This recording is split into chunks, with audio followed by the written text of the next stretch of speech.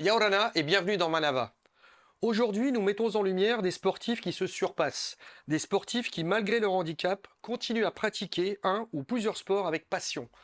Pour en parler, nous accueillons aujourd'hui Alain Barrère, directeur de la Fédération polynésienne de sport adapté et handisport, Yaorana Alain, Yorana. Heari Riveta, athlète multisport, Yaorana Heari, Yorana. et Mariwaka Tutururei, athlète multisport également, Yaorana Mariwaka. Yorana. Janice Yaorana, Yorana Stéphane. tu nous parles de l'origine du handisport. C'est cela, l'origine du handisport remonte au lendemain de la Seconde Guerre mondiale. La pratique sportive pour les handicapés ou le handisport fut lancée à l'initiative du docteur Ludwig Guttmann. Ce neurologue militaire exerce son métier auprès des soldats britanniques blessés pendant les combats de la Seconde Guerre mondiale.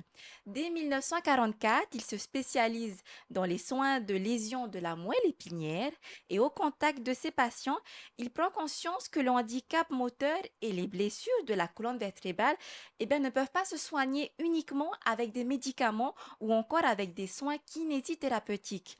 Pour aider ces patients à retrouver une autonomie et qu'ils puissent justement reprendre confiance en eux, ils se tournent vers le sport comme la solution idéale.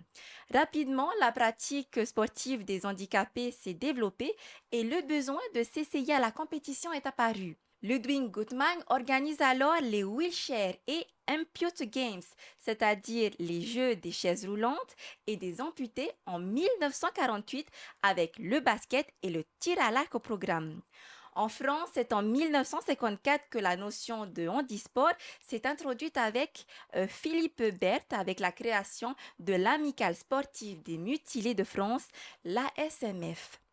Alain, on parle souvent de handisport, mais aussi les sports adaptés.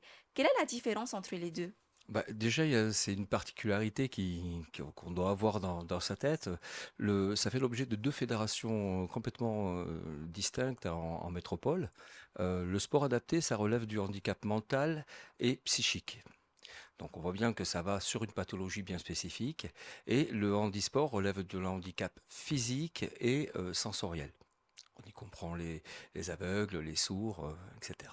Voilà. Donc c'est ce qui implique en fait d'avoir peut-être des formations différentes pour pouvoir accueillir les sportifs et de s'adapter, Adapté. c'est ça? En effet, on a de la déficience intellectuelle pour certains qui relèvent du sport adapté, donc les consignes ne sont pas les mêmes. En fait, il faut retenir que sur le terrain, on met en place, on adapte les règles pour le sport adapté et on adapte le matériel pour le Le handisport. handisport.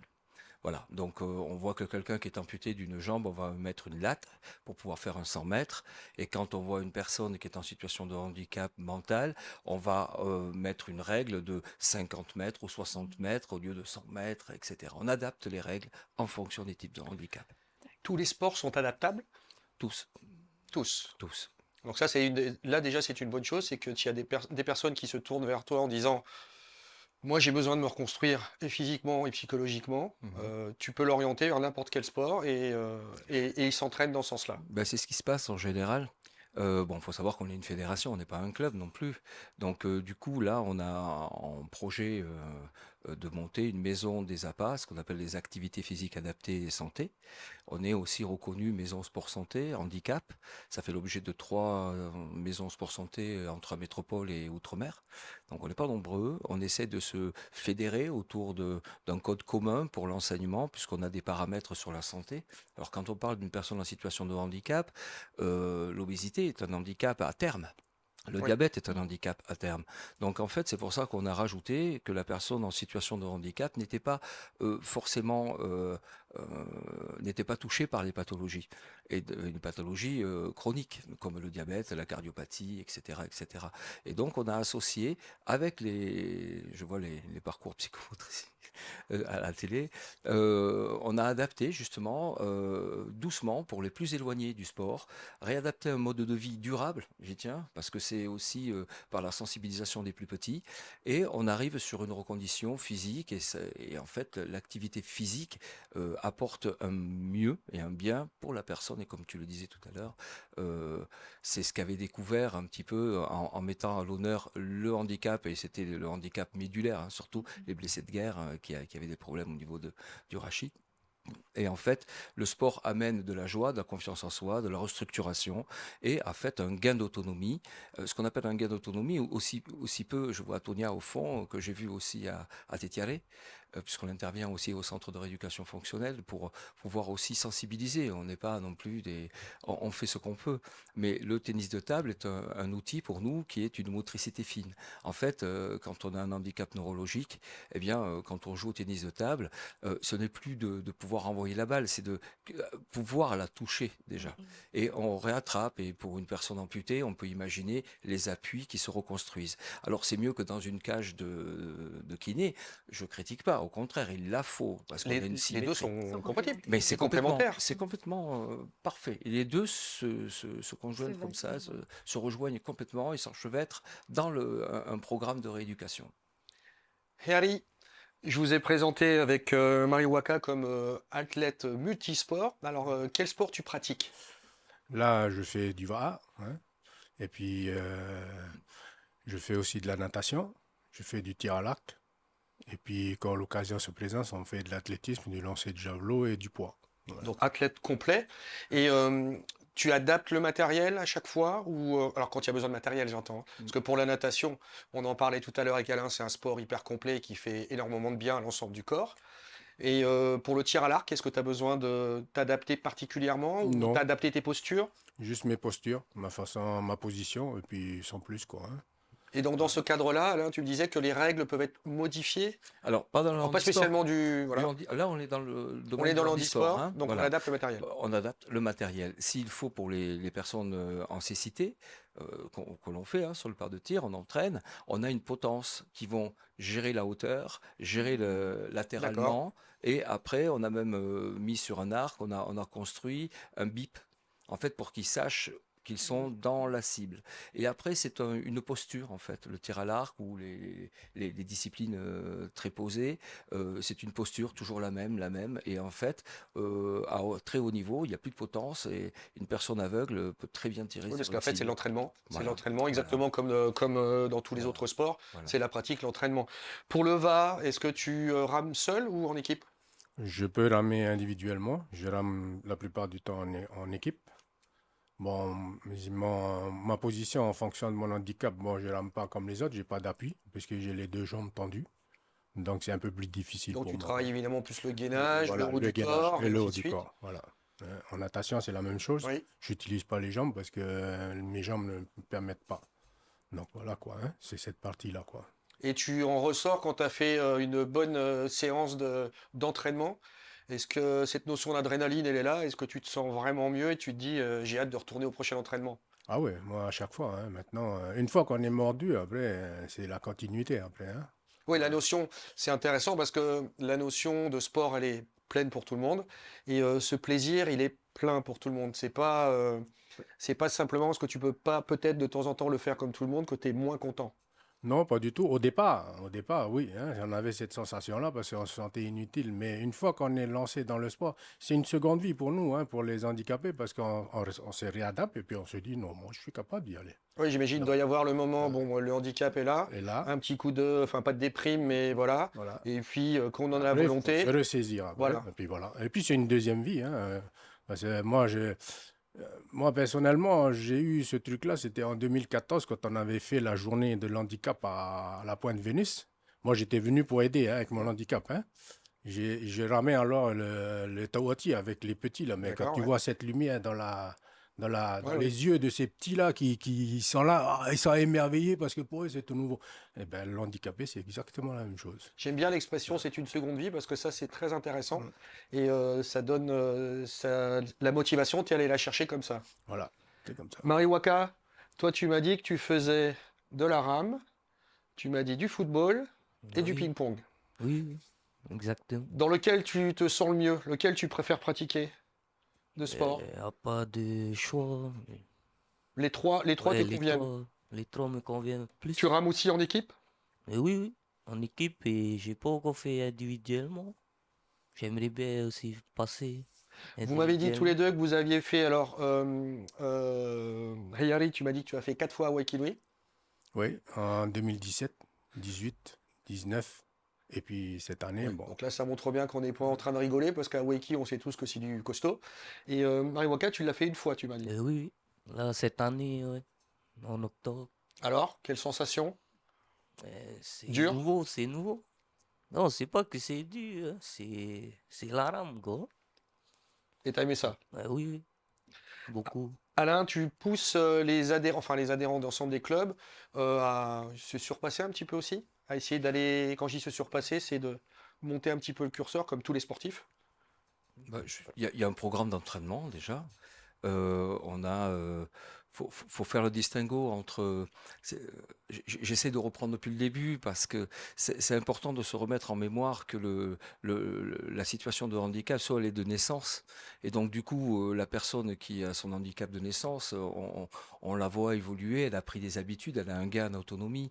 La personne qui subit un handicap, parce que là, voilà, que ce soit des accidents de la Ouais. vie ou autre, elle doit se réadapter. Et donc, comme tu l'expliquais, il y a cette réadaptation, Une cette phase. courbe. Voilà. Et quand on est au début de cette phase-là, on veut décrocher la Lune. Ouais. Et c'est pour moi la phase la plus complexe parce qu'il faut dire aux personnes qui sont en face, non.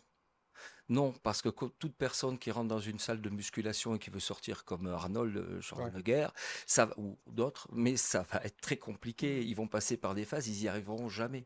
Il faut Et, comprendre qu'il y a et une il faut différence entre ce que comprendre tête veut et ce que corps peut. il y a un mécanisme. Ouais. Et donc, du coup, effectivement, on s'associe avec les autres fédérations. On a des conventions avec les autres fédérations qui nous permettent d'avoir, parce que tu comprends bien qu'on ne peut pas être élite en natation, élite en VA. Donc on se sert des appuis des autres fédérations, l'expertise, et on essaye d'avoir des conventions qui nous permettent d'avoir des professionnels qui viennent aussi expliquer le degré d'entraînement. Au tennis de table, c'est bien, mais à haut niveau, ça va très vite. Mm. Et on a un champion. Ici, on a une championne. Hein, les derniers jeux qui ont lieu, les Jeux du Pacifique, on a ramené des médailles de tous les côtés. Donc, ça prouve bien qu'on peut monter rapidement. Le handisport, on peut monter rapidement parce que on a des personnes en face dans les autres pays qui sont pas trop développées au niveau du handisport. Il faut savoir que chez les anglo-saxons, il n'y a pas de fédération handisport. C'est simplement la fédération de pétanque. Elle a une petite section Il s'adapte. elle Mais s'adapte. c'est pas structuré Mais c'est comme vous l'êtes. absolument pas structuré. Et là, on retrouve un frein en fait dans le développement. C'est-à-dire que si ça intéresse la discipline, on va voir n'importe qui se mettre dedans et se retrouver devant des épreuves de javelot, puisque et Harry, il a essayé de lancer le javelot. Il le lance très très bien. Il a été médaillé pour ça, mais ça s'improvise pas. On a des déchirures qui peuvent apparaître, Parce qu'on compense. Mm. et en plus assis. Donc quand on est assis sanglé sur une chaise, on voit tout à fait différemment la situation et donc on n'a plus les amplitudes, les mouvements. Je vois Christian Chéhaillé qui a fait sa médaille d'argent au mini-jeu de Saipan. Voilà, là il est arrivé dans le bureau en 2002, son accident venait d'arriver et il faisait pas 400 mètres avec son fauteuil. Donc il C'est-à-dire a le réussi à tour. s'adapter, il a réussi à... Alors, un an après, il faisait 42 km au marathon. Ah bah ça, c'est un bel exemple. Voilà. On marque une pause et on se retrouve dans un instant.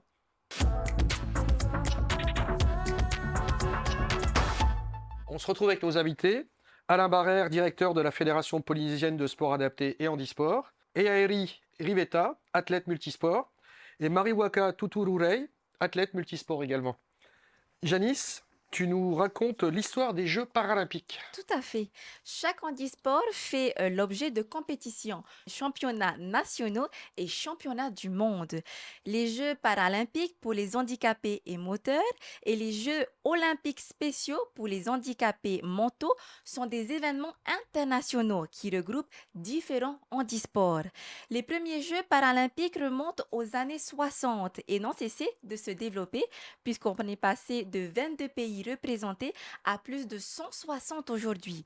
Lors des compétitions, les sportifs sont regroupés en catégories selon le type et la gravité de leur handicap. Le but est de faire concourir ensemble des athlètes ayant des aptitudes fonctionnelles comparables. Les catégories sont définies pour chaque sport. Elles sont généralement désignées par une lettre qui peut être l'initiale du sport et un nombre représentant la gravité du handicap. Plus le chiffre est petit, donc plus le handicap est important. Par exemple, en natation, les handicapés moteurs sont classés en 10 catégories, de S1 à S10 pour la nage libre, le dos et le papillon. Alain, est-ce que les athlètes polynésiens participent aux compétitions internationales? Alors oui, bien évidemment, qui participent aux compétitions et comme tu viens de le dire, internationales, même paralympiques, puisque en lice, on avait Christian Chéaillé, on avait Patrick Viriamou, notamment sur le Paravaa, puisque quand même il faut rappeler juste que pour les Jeux de 2021 qui ont été plébiscités par le Covid, on avait quand même le Paravaa est à l'honneur, donc c'est quand même magnifique pour les Polynésiens d'avoir cette pirogue dans les Paralympiques.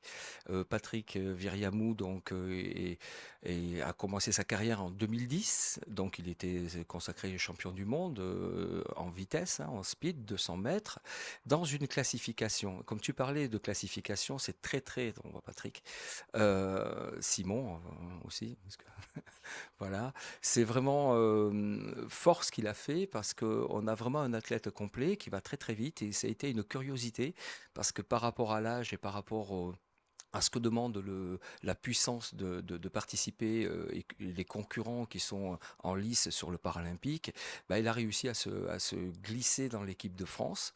Donc ça s'est fait sur une dizaine d'années. Et encore aujourd'hui, il est compétiteur et compétiteur dans l'âme et difficile à battre.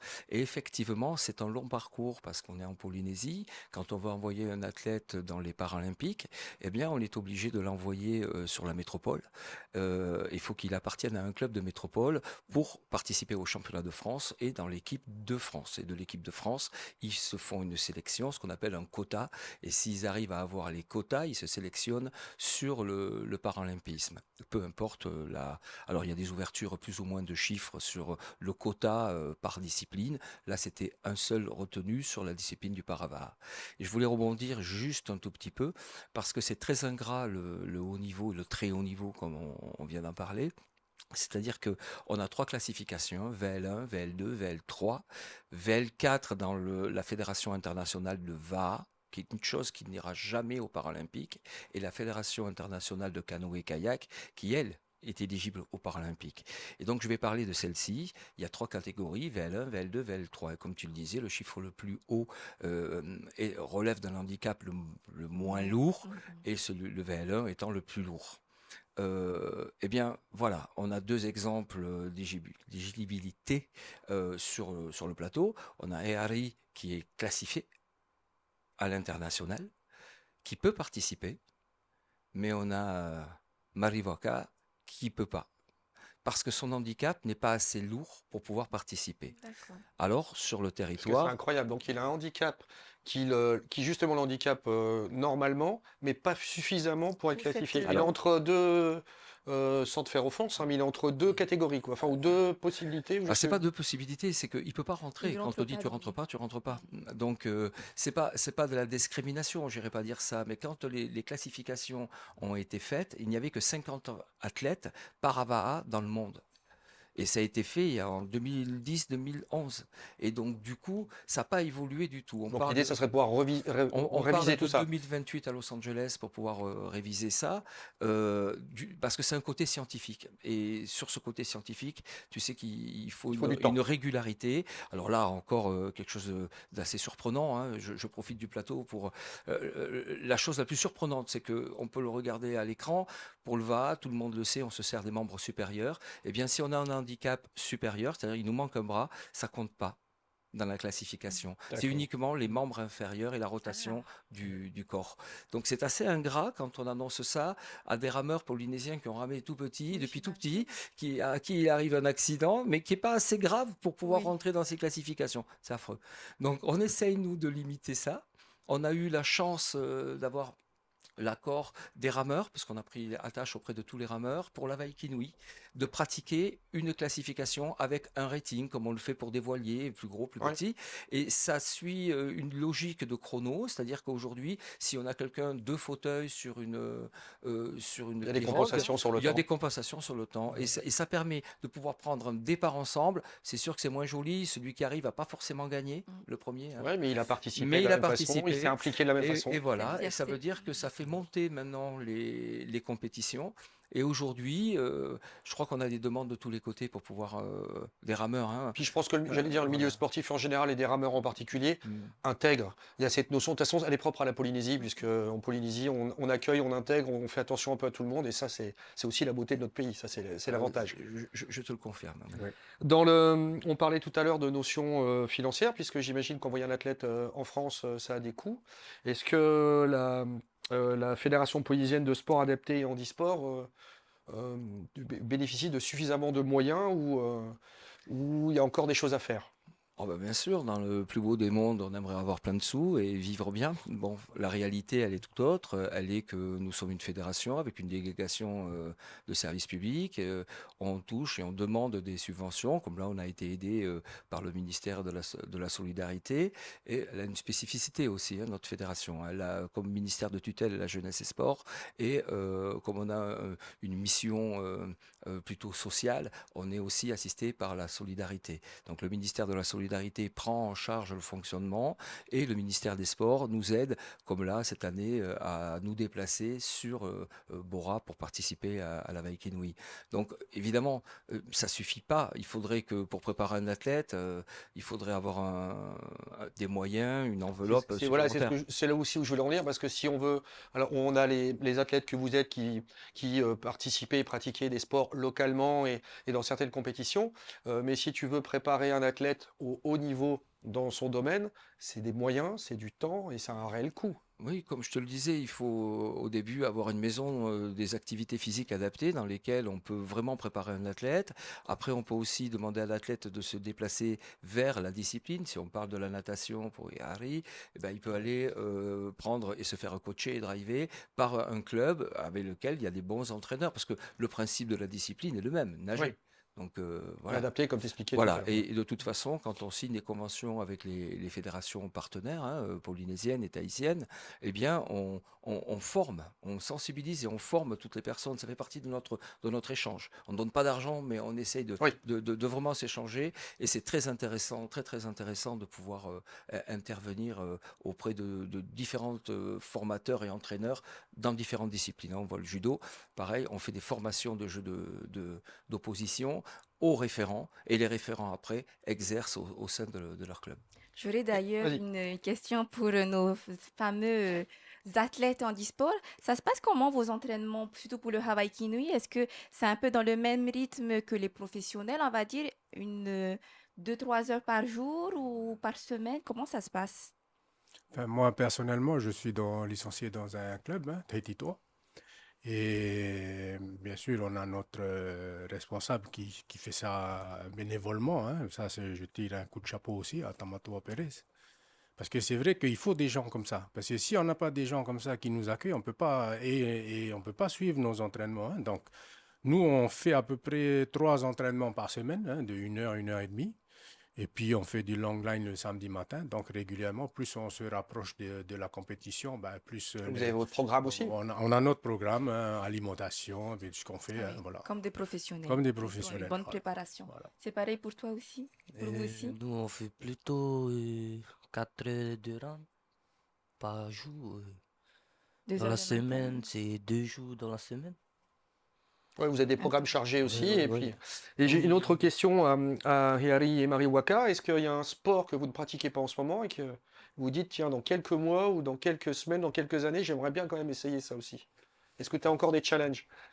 Moi, mon challenge à moi, ben, pour l'instant, c'est la natation. Je viens de me lancer là, Ah, avec la traversée à tes mains, là.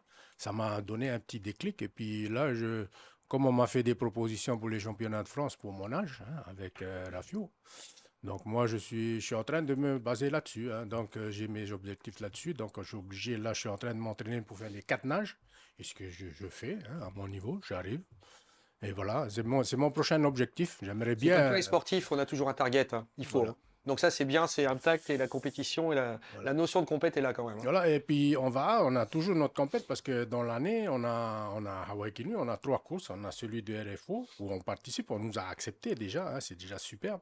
On a la course de l'Amiral et puis Hawaii Hawaii Kinui. Donc dans l'année, au niveau 1, on a déjà des objectifs. Donc on se cale par rapport à tout ça, plus les entraînements de natation et plus le tir à l'arc. Là, on est les présélectionnables pour les Jeux de 2027. Voilà, hein, Donc tu as un programme annuel qui est bien rempli, bien chargé. Voilà. Marie-Waka, t'as un sport que tu aimerais faire, un autre sport encore où tu aimerais t'essayer? Oui, j'aimerais essayer différents sports. Lequel par exemple?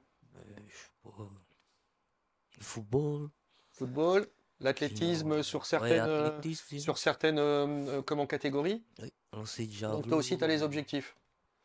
Oui, peu importe. Bon, ben ça, c'est très bien parce que ça donne de la motivation et ça montre que vous êtes des sportifs accomplis et en tout cas très positifs et c'est une bonne chose. Merci d'avoir accepté notre invitation. Merci C'était un Antoine. plaisir de vous recevoir. C'était un plaisir de voir votre motivation et de voir qu'il y a encore plein de belles choses et des gens qui sont motivés. Donc, on va continuer à vous suivre et à vous encourager. Merci. Janice, Merci. quel est le programme TV de TNTV ce soir? Alors ce soir sur TNTV, retrouvez à 19h votre magazine Ciné Nuit, à 19h30 le journal d'un dégonflé sur un long voyage et enfin à 21h05 2 épisodes de votre série Legend of Tomorrow. Merci Janice. Bonne journée sur TNTV et à demain.